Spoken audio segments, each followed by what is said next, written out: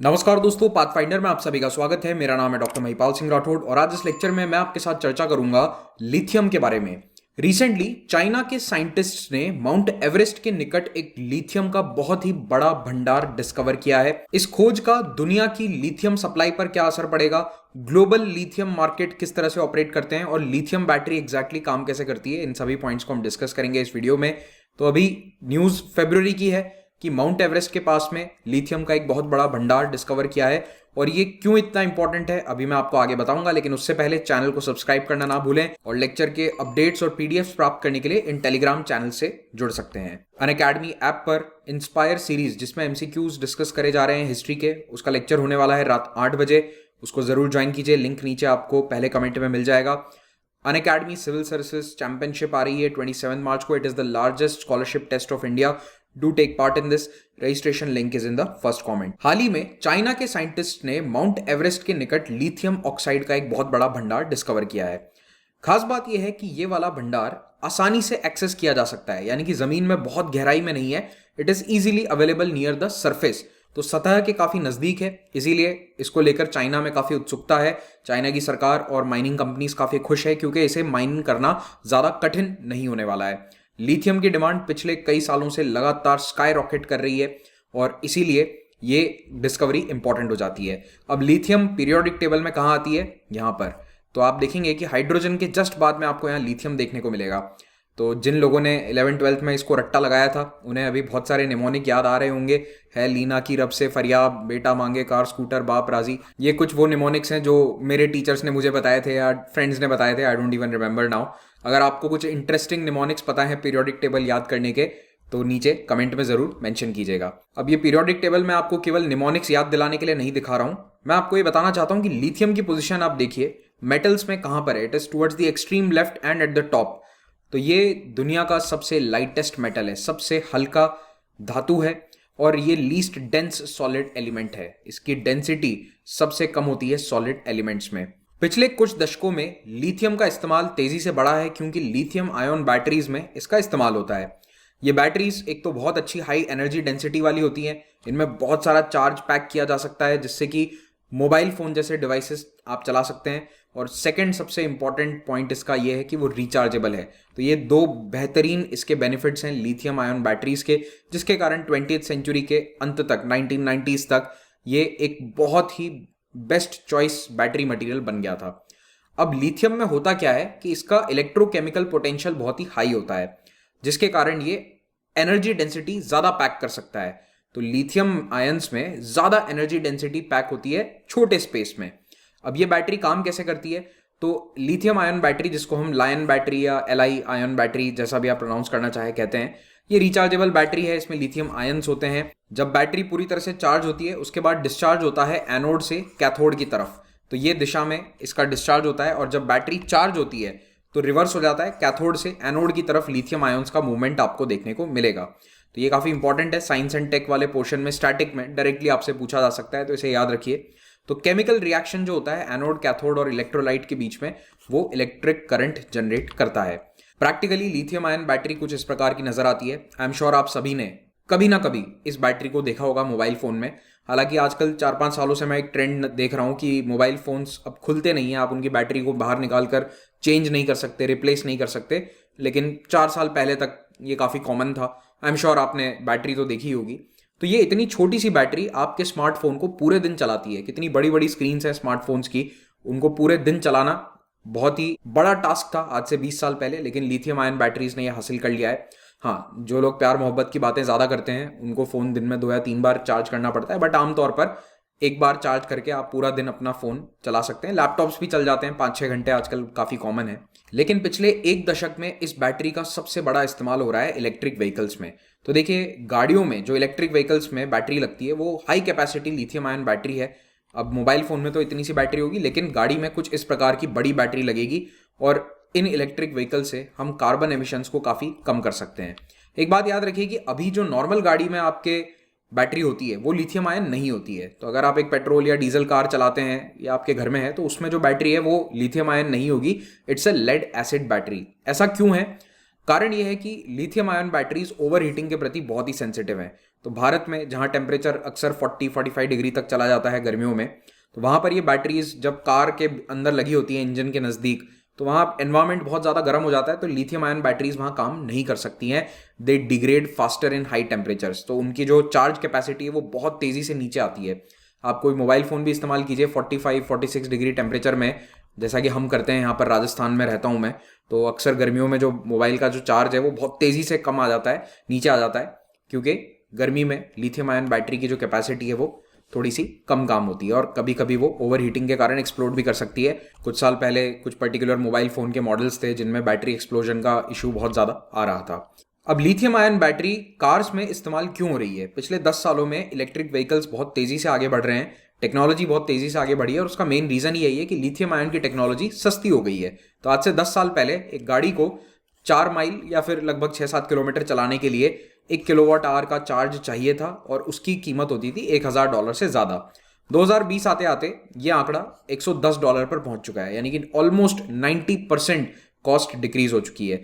$110 में अगर कार 4 या 3 माइल्स अप्रोक्सीमेटली 7 किलोमीटर चल रही है, तो वो इलेक्ट्रिक कार्स को काफ़ी कॉम्पिटिटिव बना देता है पेट्रोल या डीजल वाले व्हीकल्स के मुकाबले। इंटरनल कंबशन इंजन्स इन्हें कहते हैं हम।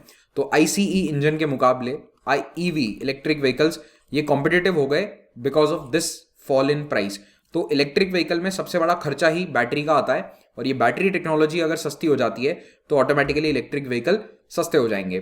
कई एक्सपर्ट्स का मानना है कि ये कीमत और नीचे आएगी with in the next 3 to 4 years. $100 के नीचे वो आंकड़ा आ जाएगा 4 माइल वाला। और डेली कुछ ना कुछ नया हो रहा है बैटरी टेक्नोलॉजी में, जैसे कि इंडियन कंपनीज भी यहाँ पर बहुत सारे नए डेवलपमेंट्स कर रही हैं जिसके कारण 15 to 20% प्राइस एक साथ नीचे आ जाता है। तो इस तरह से धीरे धीरे इंक्रीमेंटल इनोवेशंस हो रहे हैं जिसके कारण बैटरी टेक्नोलॉजी दिन रात नई तरक्की कर रही है।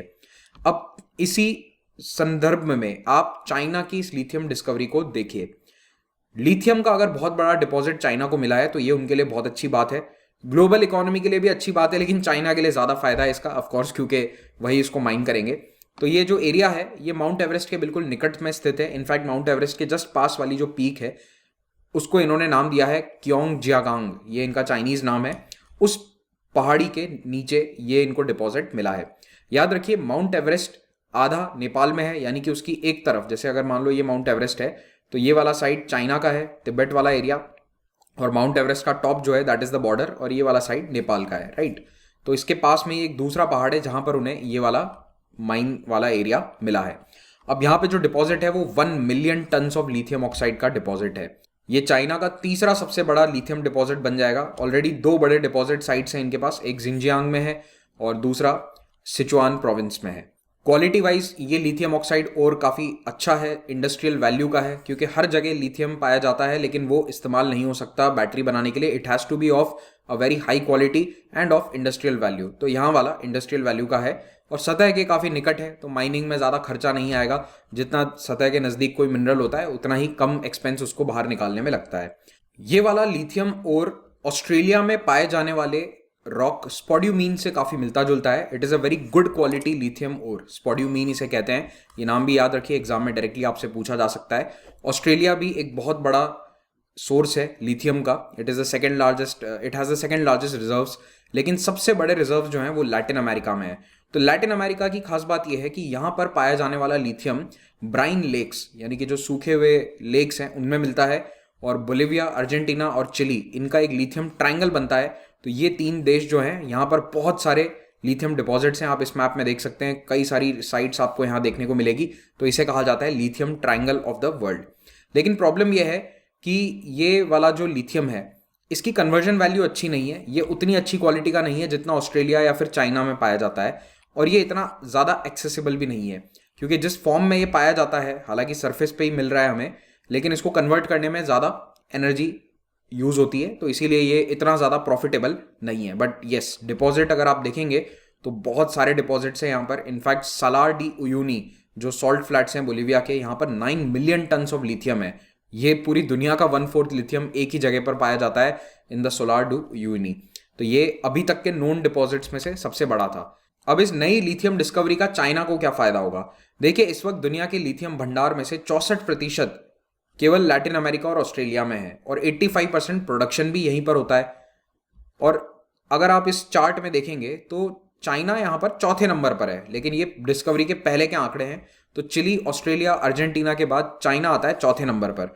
तो वर्ल्ड वाइड रिजर्व्स के मामले में चाइना चौथे नंबर पर है, लेकिन प्रोडक्शन के मामले में चाइना काफ़ी आगे है। रीज़न उसका ये है कि ऑस्ट्रेलिया में इसकी प्रोसेसिंग नहीं होती। ऑस्ट्रेलिया, चिली से काफ़ी सारा लिथियम चाइना में आता है, वहाँ पर उसको प्रोसेस किया जाता है। मिनरल की बात कर रहे हैं हम, ओर की बात कर रहे हैं। अब पिछले कुछ लेक्चर्स में मैंने आपको बताया था कि कैसे global oil and gas industry को यूएस पूरी तरह डोमिनेट करता है। जिन देशों के साथ उसके अच्छे संबंध है, आप देखोगे कि अमूमन वो ऑयल एंड गैस के प्रोडक्शन वाले देश हैं। तो अभी क्या हो रहा है कि पूरी एनर्जी इंडस्ट्री यूएस के ऊपर टिकी हुई है। चाइना लिथियम को अपना मेजर मिनरल बनाकर इस पूरी सिचुएशन को बदलना चाहता है। आने वाले सालों में रिन्यूएबल एनर्जी ज़्यादा पावरफुल सोर्स रहेगी एनर्जी का, और जैसे जैसे दुनिया हाइड्रोकार्बन से रिन्यूएबल एनर्जी की तरफ शिफ्ट होगी, ऐसे में चाइना अपने इस मेटल्स के मार्केट का इस्तेमाल करके, लिथियम माइंस का इस्तेमाल करके पूरे मार्केट को डोमिनेट कर सकता है। अगर आप यहाँ एक्सट्रैक्शन के मामले में देखेंगे तो ऑयल एंड गैस में यूएस काफ़ी आगे है, लेकिन जो इंपॉर्टेंट मिनरल्स हैं, रेयर मिनरल्स हैं, या फिर जो रिन्यूएबल एनर्जी में इस्तेमाल होने वाले मिनरल्स हैं, निकल, कोबाल्ट, रेयर अर्थ या लिथियम, इनमें चाइना काफ़ी आगे है। इनफैक्ट रेयर अर्थ में आप देखिए चाइना सबसे ज़्यादा बड़ा प्रोड्यूसर है, और प्रोसेसिंग के मामले में तो चाइना इन सब में नंबर 1 पर आता है। कारण यह है कि कई सारे देश ऐसे हैं जिनमें माइनिंग तो होती है, लेकिन वो उसको प्रोसेस नहीं कर पाते हैं। प्रोसेसिंग की कैपेसिटी केवल चाइना में है। तो लिथियम की रिफाइनरीज हैं, अभी भारत में भी लग रही है, गुजरात में। तो इस लिथियम को प्रोसेस करने के लिए चाइना भेजा जाता है। इसीलिए आप देखेंगे चाहे वो lithium, rare earth, cobalt, nickel, copper, इन सभी में चाइना नंबर 1 पर आता है। Same is the case with lithium. So China is at number 1। Second पर आता है चिली, जबकि प्रोडक्शन सबसे ज्यादा किसका है?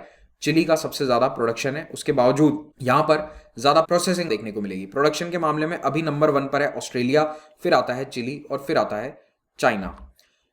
अब नेटो कंट्रीज दुनिया में रिन्यूएबल एनर्जी के इस ट्रांसफर को रोकना चाहते हैं। ऑफ कोर्स यूएस, यूके यही चाहेंगे कि हमारे जो हाइड्रोकार्बन्स के संबंध में हमने इतने सारे देशों के साथ दोस्ती करी है पिछले 50-70 सालों में, जो रिलेशंस बनाए हैं, वो अगर अचानक से सब टूट जाते हैं, अगर दुनिया रिन्यूएबल एनर्जी पर शिफ्ट हो जाती है, तो उनका कोई मतलब नहीं रहेगा। तो they are trying their best कि किसी भी तरह से हाइड्रोकार्बन्स या नॉन रिन्यूएबल एनर्जी सोर्सेज पर हम अपनी निर्भरता बनाए रखें। इनफैक्ट जो ये रशियन यूक्रेनियन क्राइसिस हुआ है, इसका फायदा उठाकर यूके तो कोशिश कर रहा है कि वो अपने नेट जीरो के टारगेट्स में कुछ बदलाव भी कर दे। तो धीरे धीरे सारी मेजर इकोनॉमीज इलेक्ट्रिक कार्स पर शिफ्ट हो रही हैं, क्योंकि क्लाइमेट चेंज से बचना है, क्लाइमेट चेंज को रोकना है। तो लिथियम उसके लिए सबसे बेहतरीन सोर्स है बैटरीज का। इसीलिए लिथियम को व्हाइट गोल्ड भी कहा जा रहा है। Lithium is the new oil और the white gold of 21st century because of its use in electric vehicles. आपको ये पता ही होगा कि ज्यादातर देशों ने 2040 या 2050 के लिए एमिशन टारगेट सेट कर रखे हैं। तो अगर 2040 वाले टारगेट्स दुनिया अचीव कर लेती है, तो IEA के अनुसार लिथियम की डिमांड 4000% बढ़ जाएगी बाय 2040। और इसके कारण रिन्यूएबल एनर्जी का जो मार्केट है, ये काफ़ी तेज़ी से एक्सपांड होगा। और इस रिन्यूएबल एनर्जी मार्केट में सबसे ज़्यादा ग्रोथ आप देख सकते हैं कि यहाँ पर ये ग्रीन कलर में जो आपको एरिया नज़र आ रहा है, this shows electric vehicles and battery storage industry.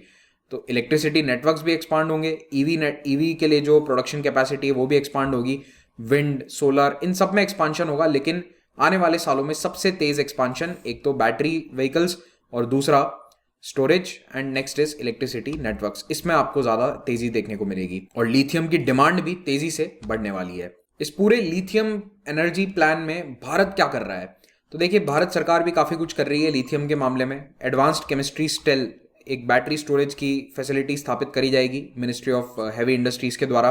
केंद्र सरकार एक 4000 मेगावाट का grid scale battery storage system भी प्लान कर रही है, क्योंकि रिन्यूएबल एनर्जी को कई बार स्टोर करने की जरूरत पड़ती है, और तुरंत जब वो प्रोड्यूस होती है, जैसे कि पीक एनर्जी प्रोडक्शन का टाइम होता है जब हवा तेज है या फिर सोलर इंसुलेशन बहुत अच्छा है, लेकिन उस समय डिमांड नहीं होगी।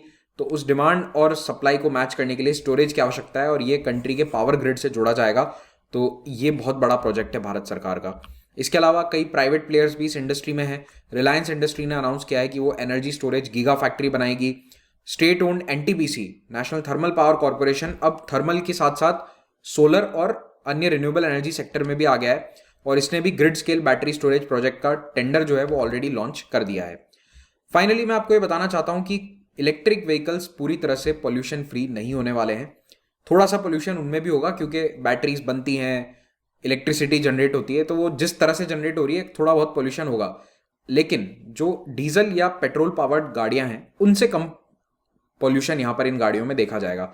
और इलेक्ट्रिसिटी जो गाड़ी को पावर कर रही है वो कहाँ से बनकर आई है, अगर वो रिन्यूएबल सोर्स से आई है, सोलर या विंड से, तो फिर पोल्यूशन और कम होता जाएगा। क्लीन इलेक्ट्रिसिटी के मामले में पोल्यूशन लेवल्स काफ़ी कम होंगे। एंड इवन अगर कोल ऑपरेटेड थर्मल पावर प्लांट्स वहाँ से भी बिजली आती है, गाड़ियों को चार्ज करती है, तो भी कम से कम हाफ से कम, यहाँ पर हाफ से ज़्यादा फर्क पड़ रहा है पोल्यूशन एमिशंस में। आई होप आपको ये लेक्चर ज्ञानवर्धक लगा हो। अगर ऐसा है तो इसे लाइक ज़रूर कीजिए, कमेंट में अपना फीडबैक दीजिएगा और मेरे टेलीग्राम चैनल से आप जुड़ सकते हैं। इसका पीडीएफ डाउनलोड करने के लिए पुराने सभी पीडीएफ्स अपलोड कर दिए जा चुके हैं, आप उन्हें डाउनलोड कर सकते हैं, इंक्लूडिंग द हिस्ट्री वंस। और आज दिन में हिस्ट्री लेक्चर के साथ मैं आपसे फिर से मुखातिब हूँगा। अगर आप अनअकैडमी के माध्यम से यूपीएससी एग्जाम की तैयारी करना चाहते हैं तो देश के बेस्ट एजुकेटर्स यहाँ लाइव पढ़ाते हैं।